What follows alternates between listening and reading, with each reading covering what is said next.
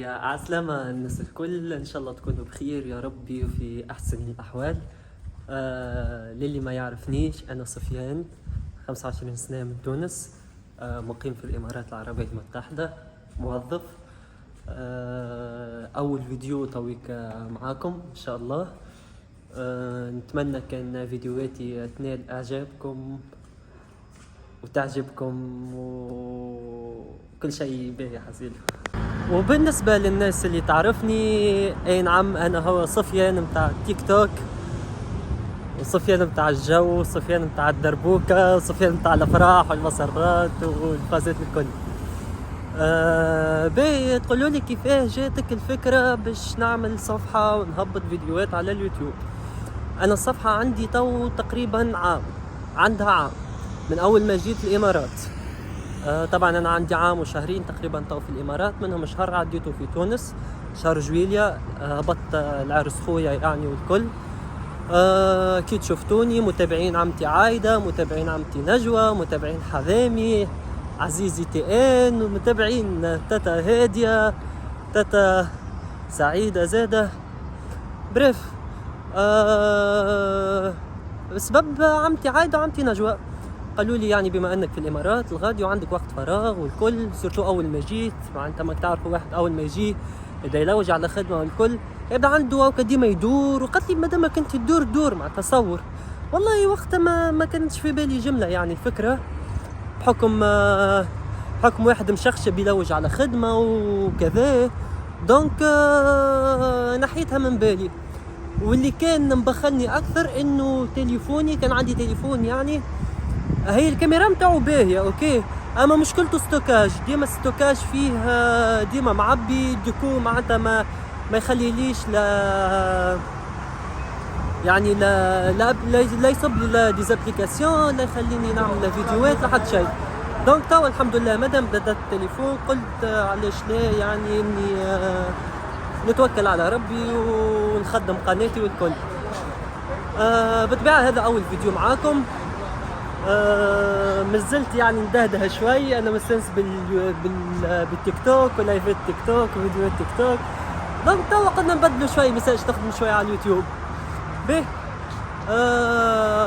طبعا انا كنت في الدار، خرجت باش نقضي، باش نمشي للمول تنوريكم. المول هذايا تقريبا ديما فيه عروض للجماعة اللي في الامارات، في الشارقة موجود اسمه نايت تو نايت، عروضه ديما مش عادية. ماشي باش نشوف اش فما اليوم بالضبط وباش نتفتف شوي يعني. ناوي قلت ربي نركب ملوخية مع شوقة الجماهير. انا من عشاق الملوخية، انا كان نلقاها عيشتي. كهو باش ناخذ شوي اللحم، باش ناخذ اللحم كهو معناتها، ما مش نشوف حاجات اخرين معناتها. هذا اللي ناقصني انا الملوخية تويك. ناخذ شوي اللحم ونروح نركبها وباش نصور لكم بالطبيعة طريقتي، نعرفش كل واحد وكيفاش يعملها. وتو نعمل الدورة مع بعضنا في المول في نايت تو نايت، وإن شاء الله خير. يلا تشاو. هو اللحم تويكا ما شاء الله. اوكي وصيته هاكا باش قص لي ارطل عجل، فما العلوش. اما بصراحة الملوخية بالبقري ابن. هيا واخدين اللحم، وزن لي رطل، جاني 4 طروف باهيين يعني، بحكم انا مع واحد يعني مش وحدي معايا اصحابي. دونك جاني 15 درهم 16 درهم تقريبا، فلوس تونس 13 دينار. توا طلعنا للسيكشن متاع الماعون. هذا تقريبا انا كل ما نجي للمول لازم نتعدى نعمل عليه طلة، حتى ما نشري شيء راهو، اما لازم نتعدى نطل. تقولوا لي علاش؟ ما نعرفش، نحب الماعون، نحب طلع لعمتي. عمتي سعاد ديما تشري الماعون وتكدس، ديما كوجينتها الكل معون. نوريكم بعض زاد الماعون اللي عندي، والكل كل بون كاليتي يعني، كله يبدا تيفال.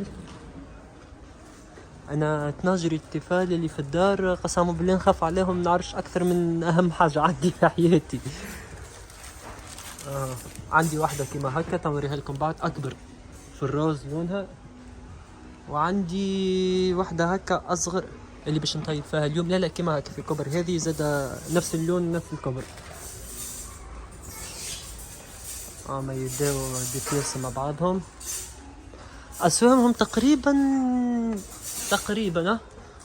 كيما أسوام تونس. لو مثلا عندنا هذيا 70 درهم تقريبا. هي تفالها باهية اللي ما يشدش وما تتحرقش من القاع من اللوطة والكل. هكا سومها تقريبا 70 درهم يعني 65 دينار توانسة. لهنا عندنا الغطيان. وعلى خاطر فما واحدين معون يتباع بلا شخطاء يبداو عاملين فيه سولد. عمل كسرونات. لهنا القلايات.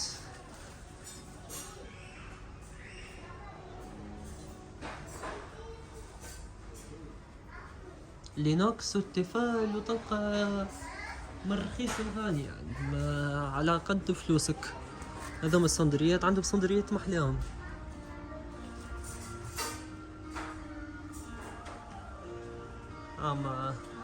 معون العرس احنا نقولوا. هذوما ياخذوهم ريستورانات ولا يبداو عيلة كبيرة يعني مع بعضهم.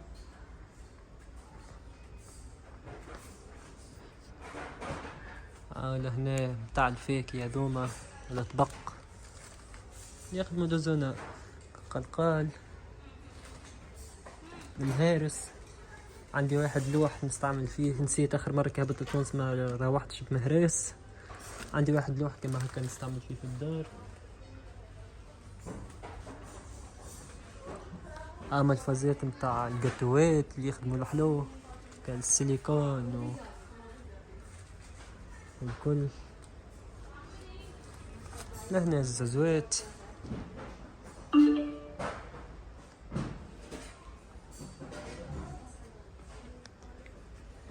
اما تقولوا لي اكثر بلاصه تحبها نقول لكم البلاصه هذي. شوفوا كالفازات محلاه.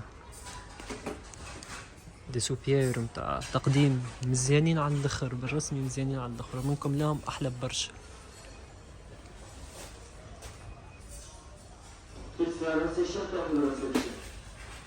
لا تبقى زادة. لا تبقى يبكيني يعني.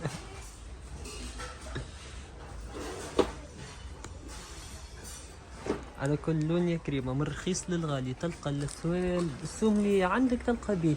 يبداو حاجات هكايا محطوطين على جنب. يبداو عاملين فيهم عروض. يبداو بروموسيون.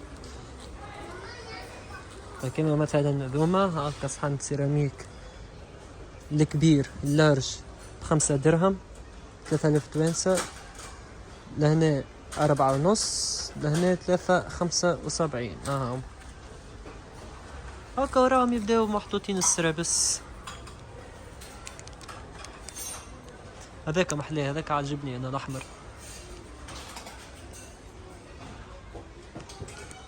لهنا متاع السلايت وحاشاكم ولد بحر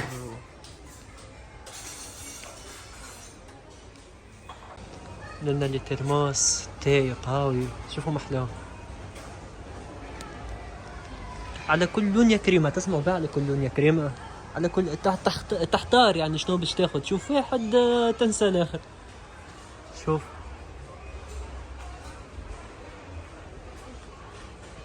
هذا عيد مبارك متاع مناسبات يعني. تلقى رمضان كريم. هذا مثلا شاي. هذا قهوة وبالجارانتيا هكا ضمان 3 سنين.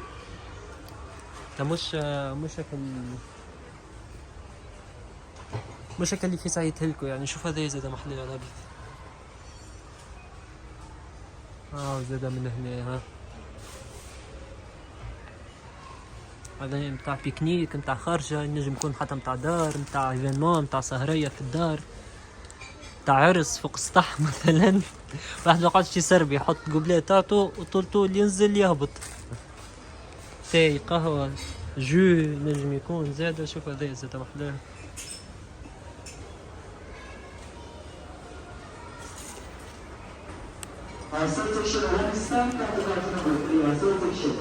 تعالوا فحات التقام البر الكل هنا يبدأوا عاملين عليهم عروض.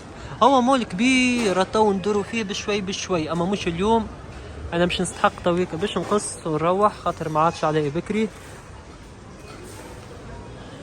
ولا اله الا الله محمد رسول الله.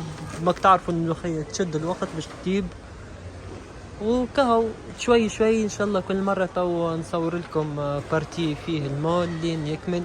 شو مثلا السيرفيس هذايا 300 درهم 270 دينار توانسة تقريبا، فيه 46 قطعة. هذا زاد 46 قطعة 289 درهم. يلا يا جماعة نرجعوا كي نوصل للدار ان شاء الله. باي باي. هاي يا سيدي مرحبا بكم مرة أخرى. تو وصلت للدار، دخلت الكوجينة، حضرت زادي وزوادي كما يقولوا فيها، باش نبداو نركبوا الملوخية متاعنا. هذه الطنجرة اللي قلت لكم عندي مالها اللي وريتها لكم قبيلة، وباش نبداو. باهي هذا عندي هكا الملوخية. يقولوا اللي كل مغرفة عليها صحن، كل مغرفة ملوخية عليها صحن. يعني أنا بحكم يعني منيش وحدي باش نعمل 5 مغارف نقولوا بتاع 5 أصحنة. قد حطيت 3 4 5. باهي صحابي جزيرية ويموتوا، نزيد شوي، ويموتوا على الماكلة التونسية خاصة كي تبدا موزوزة. عاد كي نطيب ناخذ بخاطرهم وطيب معايا يعني ناكلوا مع بعض. باهي نحط الزيت ما نعملش بالكيل هاكا عيني ميزاني هكا.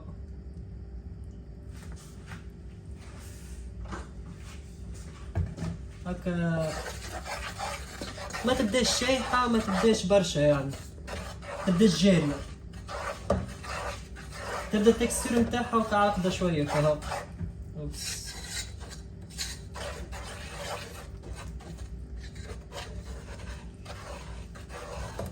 خذيت اللحم حطيته باش نفوقه، زيت ما فوقتوش. ماما تفوق اللحم قبل بنهار وتحطه في الفريجيدير. انا ما نشوفهاش حاجه لازمه يعني هكا. حطه مفوق قبل 2 3 ونغطيه نحطه في الفريجيدير يشرب كفاحه في عقله. مش حتى 2 3 يقعد اكثر. هو لما حال انه يكون الملوخية قبل 2 هكاك قطع الملوخية نرمي اللحم.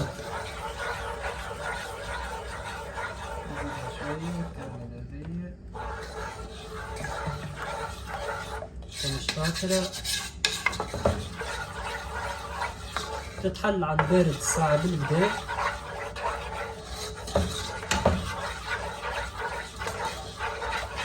باش يتنحاو منها أكلك عابر.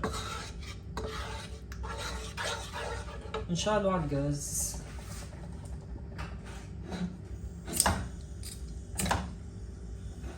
ملول الغاز نخليه على نار متوسطة، نقليو الملوخية متاعنا شوي ساعة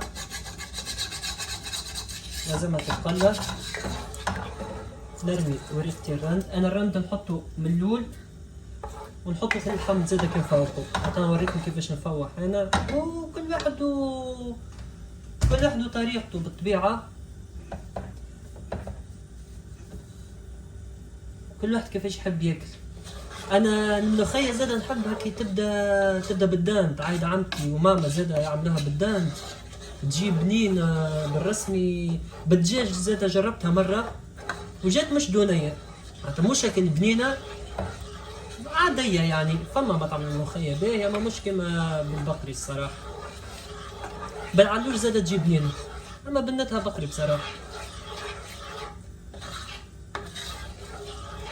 كملوا نقليوها شوي لين تطلع ريحتها، ومن بعد باش نصبوا الماء. وتوا بعد ما تقليت الملوخية متاعنا راك تشوفوا فيها كيفاش تبقبق وطلعت ريحتها الغنية عن التعريف يعني. نمرقها بالماء السخون، لازم ماء يغلي. انا عندي الكاتل هذا السخان هذا حضرت فيه الماء السخون، وتوا باش نمرقو. بسم الله الرحمن الرحيم. مع التحريك باش ما تشدش. بسم الله الرحمن الرحيم.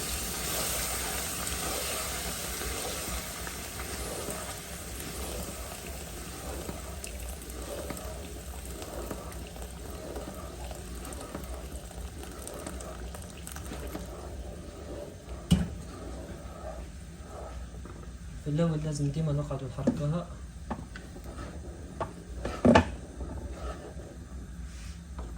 لين انت شفتوا لازم التحريك باش هذاك الكل يتحل. حسها عقدة شوي باش نزيدها شوي ماء. حطو يسخن.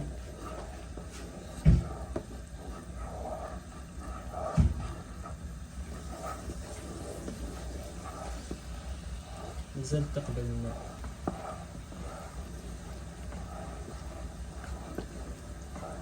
ما شاء الله على ريحتها. هذه الملوخية هذه خذيتها من الطاحونة، بحثنا في المحمدية تشتري منها زاد عايدة عمتي. حلوة وبنينة ما شاء الله. جربتها قبل يعني، وبنينة حبة طعمها بنين، ماهيش مالحة، وملوخية يعني.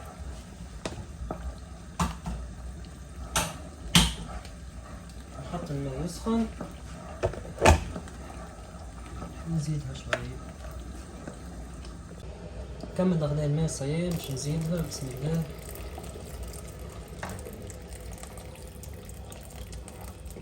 لين نحسها تحلت بالقبيل.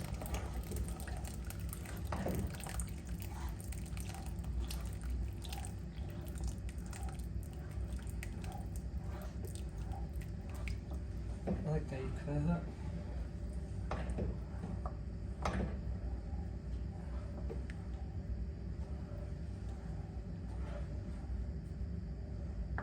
خليوها على نار هادية توا، وفي أقل عقل. كيف أقل عقل؟ نمشيو نفوحو اللحم ونحطوه في الفريجيدير يشربوا فاحو.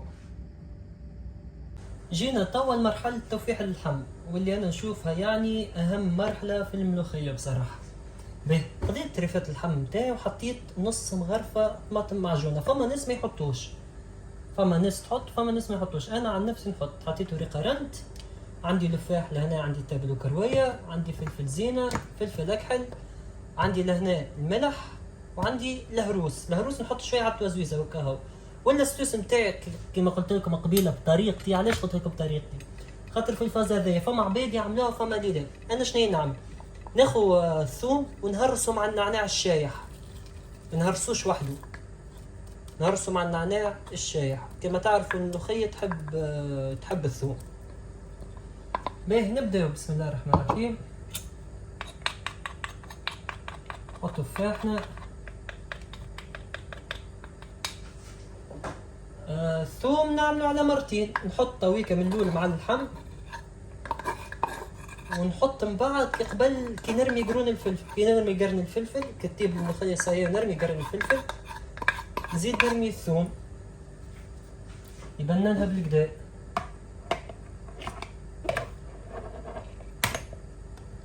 ناخذ التابل وكروية،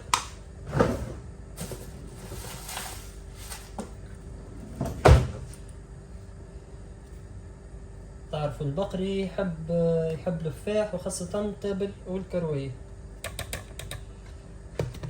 الملح لهنا مانيش باش نحط برشا، خاطر تجيني مسوسة ولا تجيني مالحة. شوية ملح، حط فلفل زينة. الفلفل هذايا ماهوش حار برشا، كل مسكي نقولوا احنا.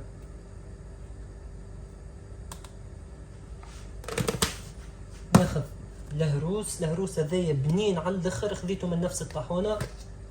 حطوا شوية على التوزويز،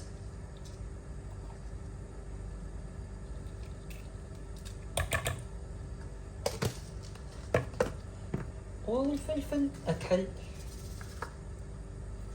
شوية زيادة فلفل اكحل. انا ماما الملوخية تحط فيها قشور البرقدان، ترمي فيها قشور البرقدان. انا بصراحة ما نحبهاش بقشور البرقدان. علاش؟ خاطر نحس ان مطعم الملوخية، مطعم قشور البرقدان يطغى على الملوخية، معناتها ما يطغى على مطعم الملوخية. النعناع يفوح اما ما يطغاش، يعطيك التفاحة البنينة اما ما يطغاش. باش نزيدو، باش نخلطوها بزيت زيتونة.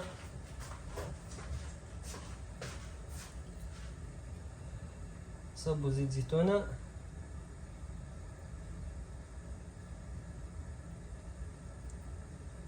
هذه وفات اللي لازم نعباها.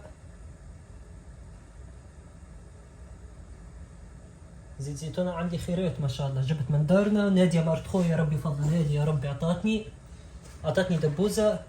ومهدي خطيبرين بنت عمي زادة امه بعثت لي معاه دبوزة زيت زيتونة، ربي يبارك لها في صحتها ان شاء الله.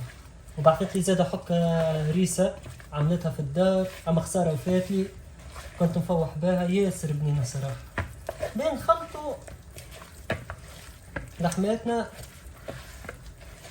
لين يدخل الفاح فيهم بالكدا، ونغطيه ونحطوه في الفريجيدير هكا. كيجي وقته يترمى. البقري هذا يشد، بقري صغير يعني يبدا ما يشدش برشا طياب. انا يظهر لي غدوة عندي ضياف، فباش نضطر اني نزيد الحبل من بعد، فخليني نتأكد الساعة، نتأكد اللي هما باش يجيو ولا لا. كان ما همش يجيو كان فماش علاش باش نزيد. هاكا فوحنا لحماتنا، نغطيوهم نحطوهم في الفريجيدير، ونرجع لكم كي نجيو باش نسقطوا اللحمات. وما تنساوش في الملوخية ديما في اللول ديما التحريك، ديما كل شوية تحريك باش ما تشدش. يلا ملتقانا. يا عسلامة الناس الكل، رجعنا مرة أخرى. أنا الملوخية البارح كي ركبتها تقريبا مع 9 متاع الليل. بسم الله الرحمن الرحيم ما شاء الله. ركبتها مع 9 متاع الليل، قعدت حسيلو يكبي فيا النوم كما يقولوها حتى لنص الليل ونص. نص الليل ونص عيني تغمضت ما عادش فايق. طفيت عليها واني قلت لها تويكا توا عندنا احنا 5 متاع الصباح، كنت باش نرمي لها اللحم. حليت عليها الغاز، خليتها تاخذ غلوة، واني باش نرمي لها لحماتها هاكا. كيف بعد ما شرب بفاح واللحم وقر زيت وهاكا حطوا. قلت لكم بلكش نزيد اللحم خاطر فما امكانيه انه صحابي يجيو بحذايا اليوم. يا اخي تاكدت منهم اللي هما ماهمش باش يجيو، دونك فماش علاش باش نزيد اللحم. عاد لا اله الا الله محمد رسول الله. قلت لكم خليتها قريب 3 سوايع ونص 4 سوايع وربع تغلي من اللول. طفيت عليها واني توا عودت حليت عليها، خديت غلوة باهية، خديت غلوة متاع نص ساعة ورميت اللحم. نقعد نحرر الوقت تاع ساعتين اخرين هكاكا يطيب اللحم، ندفع عليها ونقصد ربي للخدمة. نعبي فطوري اكيد يعني نهز معايا، خليها طريقة سلة باش تجينا. خاطر الملوخية كانت تطيب على نار قوية، لا بلنا لا مطعم لا حتى شيء. حتى كان ما طابتش الوقت مش مشكل، نخلي واحد من الولاد، معناتها نصي واحد من الولاد اوكي يطفي عليها وقت نكلمو انا يعني. كان نخليها طريقة تطيب في عقلها، نمشي نرجع نتكى شوي، نتلاقاهم بعد ان شاء الله. كما تشوفوا توا يا جماعة سيبوها هكا قرت زيتها، زدت حطيت قرن فلفل، ريحة ما شاء الله يعني. خلاها تاخذ غلوة يطيب شوية قرن فلفل ونطفي عليها ان شاء الله.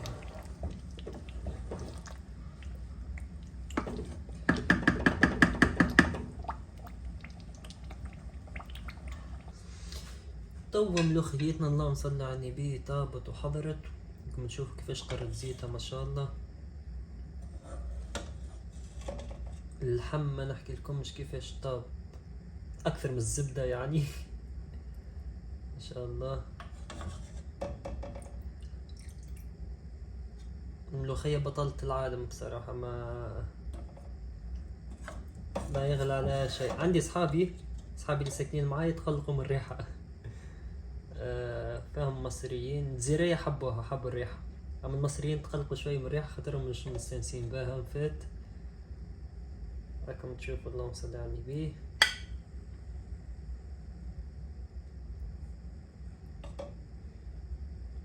يا خينا حاضرت.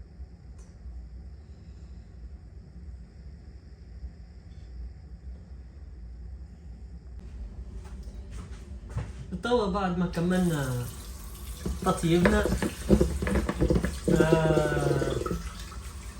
ما عادش بكري عليا، لازم نخرج نخدم. حبيت نقول لكم ان شاء الله يكون الفيديو عجبكم. ان شاء الله ما كنتش طولت عليكم زاده، نستنى منكم تعليقاتكم المزيانه ان شاء الله، ونستنى جمعتكم. وما تنساوش كما يقول اوسا، لايك لايك لايك وسبسكرايب. ان شاء الله في فيديوهات اخرى. باي باي.